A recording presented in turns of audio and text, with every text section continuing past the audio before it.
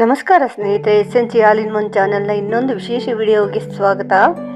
ಜೀವನಾಮೃತ ನುಡಿ. ಇದು ಜೀವನದ ಅನುಭವಗಳು ಹಾಗೂ ಕಹಿ ಸತ್ಯಗಳನ್ನು ಹೇಳ್ತಕ್ಕಂಥ ಒಂದು ಪುಟ್ಟ ವಿಡಿಯೋ. ಇದು ಮಾಲಿಕೆಯಾಗಿ ಇನ್ನು ಮುಂದೆ ಮುಂದುವರಿಯುತ್ತೆ. ಮನದ ಮಾತು ಅನ್ನುವಂತಹ ಮಾಲಿಕೆಯಲ್ಲಿ ಮುಂದುವರಿಯುತ್ತೆ. ಎಲ್ಲರೂ ಸಹ ವಿಡಿಯೋವನ್ನು ಪೂರ್ತಿಯಾಗಿ ನೋಡಿ, ಚಾನಲನ್ನು ಸಬ್ಸ್ಕ್ರೈಬ್ ಮಾಡಿಕೊಳ್ಳಿ, ವಿಡಿಯೋವನ್ನು ಲೈಕ್ ಮಾಡಿ, ಶೇರ್ ಮಾಡಿ ಹಾಗೂ ಕಮೆಂಟ್ ಮಾಡಿ.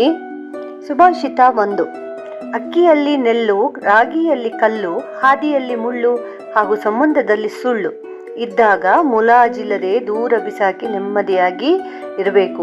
ಇವೆಲ್ಲದರ ಬಗ್ಗೆ ನಾವು ಹೆಚ್ಚು ಯೋಚಿಸಿದಷ್ಟು ಸಹ ಜೀವನದಲ್ಲಿ ಹೆಚ್ಚು ಸಂಕಷ್ಟಗಳು ಎದುರಾಗ್ತವೆ. ಸುಭಾಷಿತ 2. ಒಂದು ಕರ್ಮಕ್ಕೆ 4 ಜನ ಸಮಭಾಗಿಗಳು.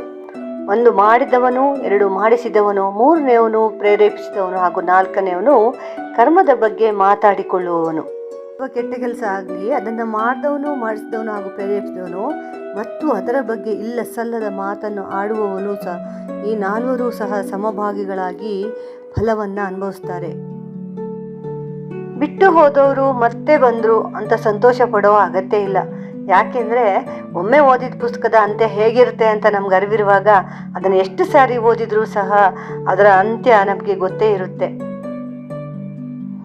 ಒಳ್ಳೆಯತನಕ್ಕೆ ಅನಾದಿ ಕಾಲದಿಂದಲೂ ಬೆಲೆ ಇಲ್ಲ. ತುಂಬ ಒಳ್ಳೆಯವನಾದ ಕರ್ಣ ಕೂಡ ಸಾಕಷ್ಟು ಬವಣೆ ಅನುಭವಿಸಬೇಕಾಯಿತು.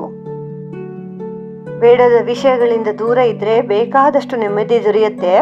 ಮುಕ್ತವಾಗಿ ಮಾತಾಡಿದರೆ ಸಮಸ್ಯೆ ಬಗೆಹರಿಸ್ಬೋದು. ಮುಚ್ಚಿಟ್ಟ ಮಾತು, ಚಾಡಿ ಮಾತುಗಳಿಂದ ಜೀವನದಲ್ಲಿ ಆಗಬಾರದು ಆಗ್ತಾ ಇರುತ್ತೆ. ನೆಮ್ಮದಿಯನ್ನು ಕೆಡಿಸ್ಕೊಂಡು ಜೀವನನ ನಡೆಸಬೇಕಾಗುತ್ತೆ. ಮುಕ್ತವಾಗಿರಿ. ಚಾಡಿ ಮಾತು, ಮುಚ್ಚಿಟ್ಟ ಮಾತು, ಇಲ್ಲ ಸಲ್ಲದ ಮಾತು, ಕ್ಷುಲ್ಲಕ ಮಾತುಗಳಿಂದ ದೂರವಿರಿ. ನೆಮ್ಮದಿಯಾಗಿರಿ. ಜೀವನದಲ್ಲಿ ಸುಖವಾಗಿರಿ.